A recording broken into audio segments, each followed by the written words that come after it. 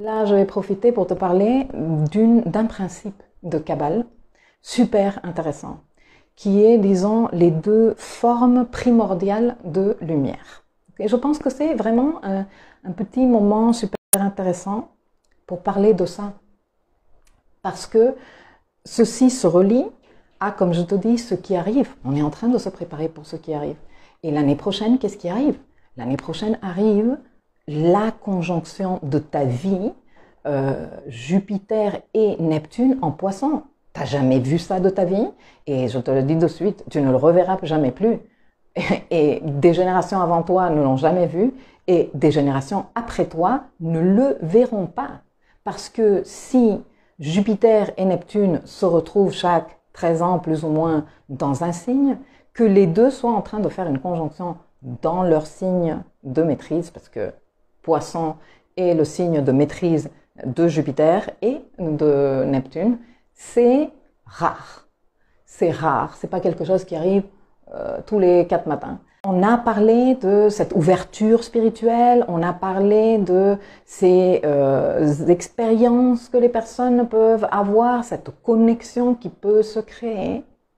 Et si on n'a pas travaillé ce qu'est la capacité de révéler de la lumière intérieure, et je te jure que je sais que j'ai l'air ultra perché quand je parle de ça, mais c'est zéro perché, je vais te l'expliquer. On peut être victime d'arnaques, on peut être victime de gourous qui viennent te raconter des salades et qui viennent t'enfumer dans tous les sens. On peut être dans ça. C'est-à-dire que faut sortir maintenant de cette idée qu'il y a des transits qui sont ultra bénéfiques. Non, il y a les transits et les conjonctions qui mettent à notre disposition de l'information et de l'énergie. Ce que chacun de nous choisit de faire avec cette information et cette énergie, ça va dépendre de ce que nous avons fait comme travail. S'il y a une énergie de neptunienne à fond, poissonnesque à fond, vive les nos limites, hein, parce que Jupiter, nos limites, Neptune, nos limites, et Poisson, laisse tomber, quoi. Ils sont où les murs chez un poisson? Il y en a pas. C'est tout le mélangé, le tout avec le tout. Les gens qui n'ont pas fait un travail de solidité intérieure, qui sortent d'une situation tellement difficile et éprouvante à un niveau psychologique et émotionnel comme celle qu'on est en train de vivre, hein, qui n'ont pas compris, mais qui ont ces ressentis parce que ça va être là, disponible pour nous tous et tout, ils peuvent se faire, mais sans aucun problème, arnaquer à gauche et à droite, partir dans des trucs ultra délirants, complètement à l'ouest, errance spirituelle, contournement spirituel, bypass spirituel, je t'en ai parlé, je pense que ça a été en 2019 que j'ai fait cette vidéo. Ego spirituel aussi, non? Ceux qui se croient les sauveurs du monde, qui vont venir nous sauver, ceux qui attendent d'être sauvés. Ça, c'est un discours qui circule très fortement aujourd'hui. On sort quand de tout ça? Quand c'est quelqu'un qui se présente comme candidat à la présidence qui va nous sauver? Et ça annonce déjà le travail qu'on va devoir être en train de faire l'année prochaine. C'est pour ça que tout ce que l'on a fait comme travail cette année est tellement important.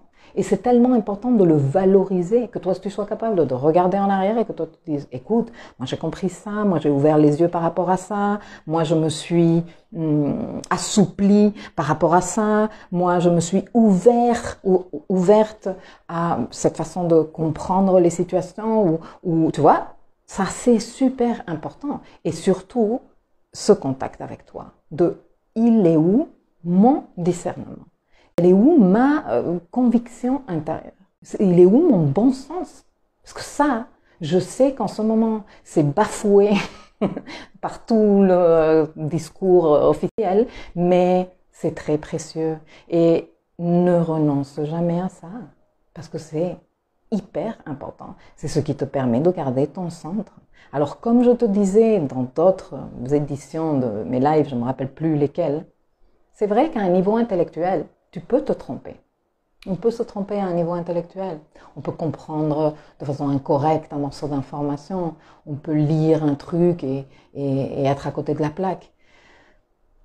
Mais ton intuition, ton ressenti, cette vérité de cohérence avec toi-même, ça, c'est jamais faux.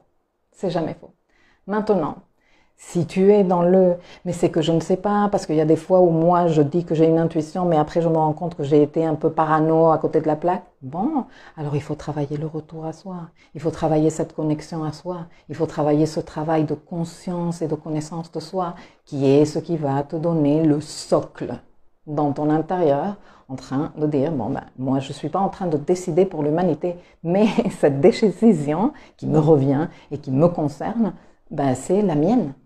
Et quand tu te dis, ah non, mais attends, mais c'est pas, je sais pas moi, c'est pas une bonne idée de vendre ton business parce que ça allait tellement bien, c'est contre-intuitif, non, c'est un mot hyper à la mode en ce moment. Ben non, c'est contre-intuitif pour qui? Depuis quelle perspective? Parce que si c'est moi qui décide, et je suis sûre que c'est ce que je veux décider, c'est pas du tout contre-intuitif. Hein. Peut-être c'est contre-intuitif pour toi, et bon, étant donné que c'est ma décision et que ça me concerne, excuse-moi, mais je vais pas prendre ton intuition comme repère, je vais prendre la mienne, tu vois. Bon, ceci est super important, les filles et les garçons, mais vraiment, vraiment, vraiment super important. Et justement, je vais basculer, je vais basculer dans cette explication que je te promettais sur les deux formes de lumière d'après la Kabbale. Parce que qu'est-ce que c'est la lumière? La lumière, c'est quelque chose qui nous sert à plein de trucs, tu vois. Le code lumière, il est associé à la vie, par exemple. Il est associé à la clarté. Il est associé à la chaleur aussi, hein, parce que ben, le feu donne de la lumière et donne de la chaleur. Le feu, par exemple, okay, un élément transmutateur, je pense qu'on dit, tu vois. Donc, la lumière, finalement, c'est du savoir. Et nous tous, en astrologie, on l'étudie comme ça, nous venons pour apporter une certaine lumière. Mais cette lumière, on ne l'apporte pas juste comme ça et on en est conscient. Il faut créer une conscience de cette lumière. Donc on arrive dans le monde et on est petit, et on est dépendant des autres personnes et on vit de la lumière qui a déjà été révélée par les autres. Tu vois? Genre, par exemple, quand toi tu es maman et que tu fais une purée de légumes pour ton petit, c'est de la lumière que tu es en train de révéler qui va nourrir ton petit. Tu comprends? Et lui, en tant que petit, eh bien, il est en train de prendre cette lumière déjà révélée. C'est ce qu'on appelle Chokhmah en Kabbale. C'est la forme de lumière qui a déjà été révélée par d'autres personnes et qui est là à notre disposition pour que nous, on en profite. L'intérêt de tout être humain, en arrivant sur Terre, est d'arriver à révéler sa propre lumière, qui a un autre nom en Kabbale, c'est Chassadim. Okay?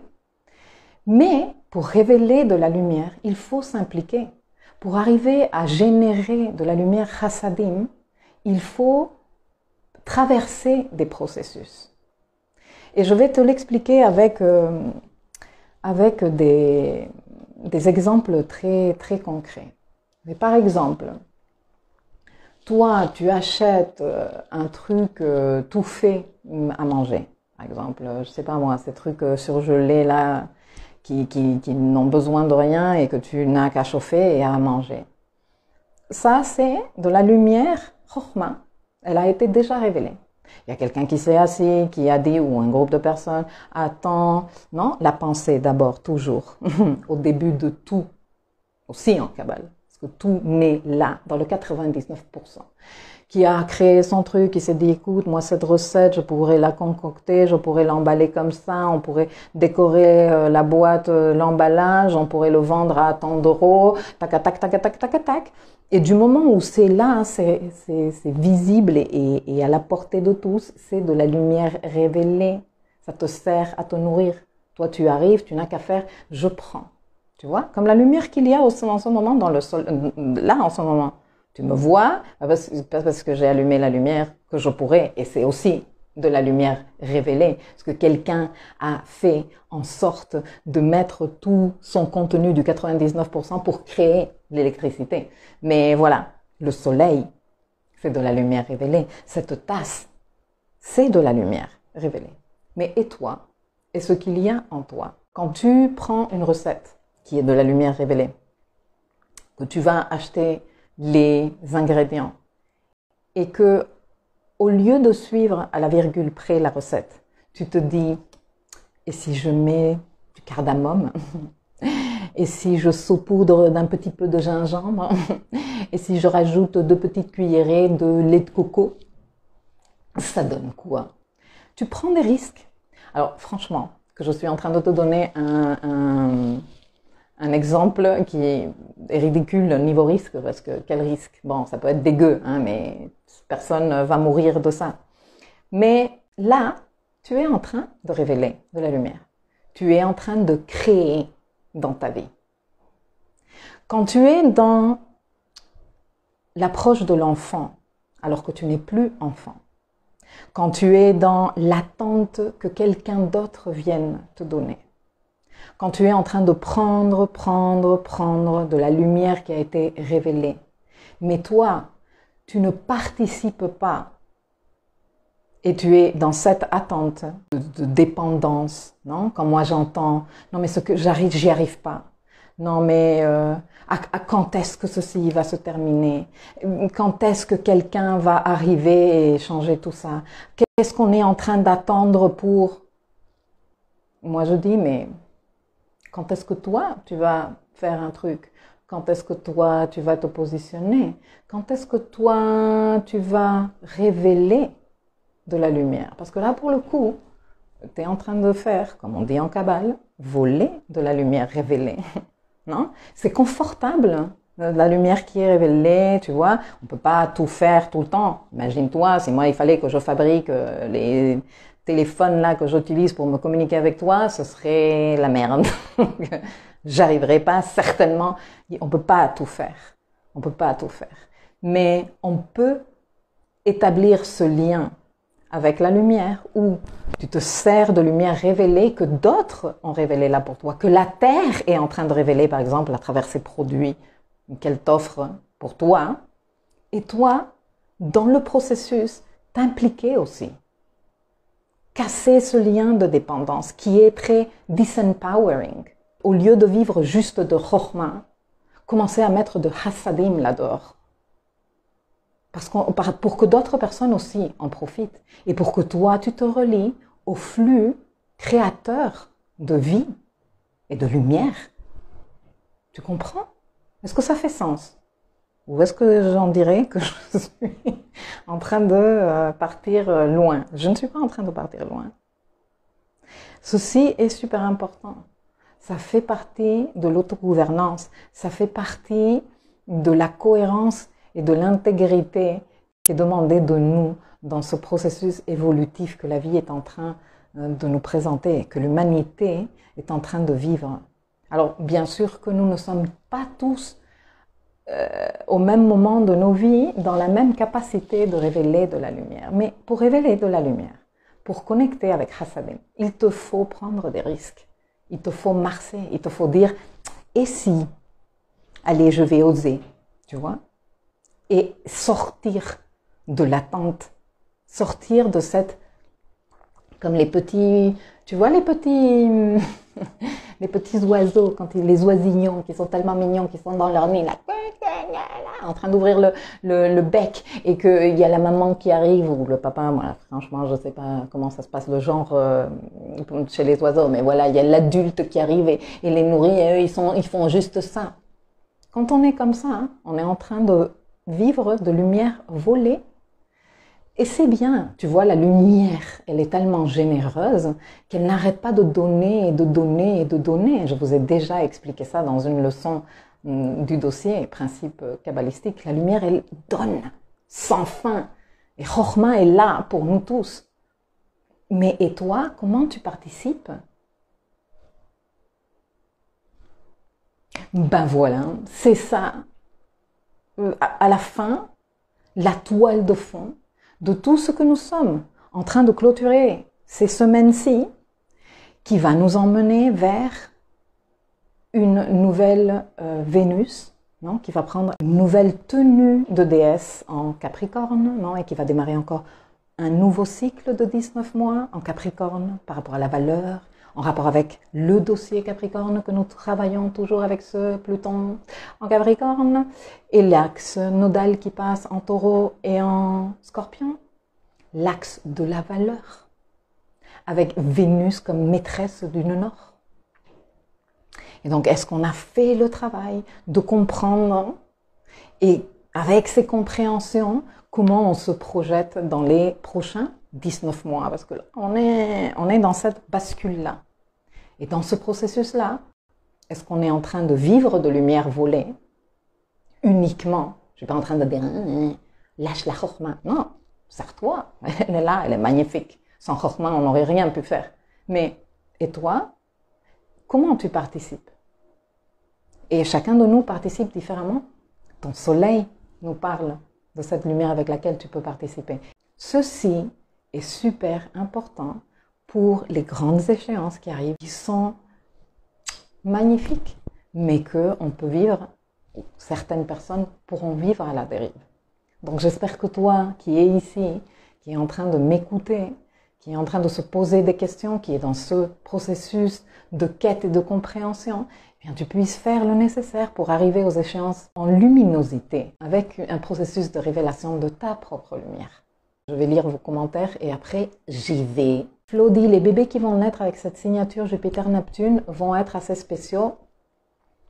Oui et non. Oui et non. Parce que maintenant, nous savons, les filles et les garçons, que ce n'est pas parce que tu as des signatures dans ton thème que tu es spécial. C'est ce que tu fais avec ces signatures. Hein? Et franchement, une des choses qui m'avait vraiment bouleversée quand j'avais commencé à étudier l'astrologie plus sérieusement et qu'avec mon prof, on faisait des études de cartes et on jouait. Il me livrait une carte et il me disait, raconte-moi la vie de cette personne. Il a fait quoi? Nanana. Et moi, je voyais des codes de taré. Et je disais, waouh, mais cette personne, mais elle a fait des trucs tueurs en série, je ne sais quoi, trop quoi. Et d'autres personnes qui avaient des aspects que genre, cette personne, elle a galéré. Des personnalités qui sont venues changer le cours du monde. Donc, ce n'est pas les signatures qui font de nous des êtres spéciaux. Déjà, nous sommes des êtres spéciaux par défaut. Mais c'est ce que nous choisissons de faire. Comment nous honorons ce contrat que nous avons avec nous-mêmes. C'est ça ce qui nous rend spéciaux. Charlie, c'est géant et c'est déstabilisant, I know. Je le sais. Mais on est en train de grandir tous, non? Donc moi, je peux aborder maintenant des sujets un peu plus déstabilisants et tout va bien. Et de ce côté, clair comme de l'eau de roche, dit Fatma, Vikasa, dit tout ce que tu évoques a énormément de sens et résonne fort en moi. Ça me fait plaisir. Et Anne qui dit passionnant. Bon, écoutez, les filles et les garçons, je ne peux pas être plus heureuse que de vous avoir apporté un petit peu de lumière qui va vous permettre vous-même de révéler à votre tour de la lumière. Je vous fais un gros bisou.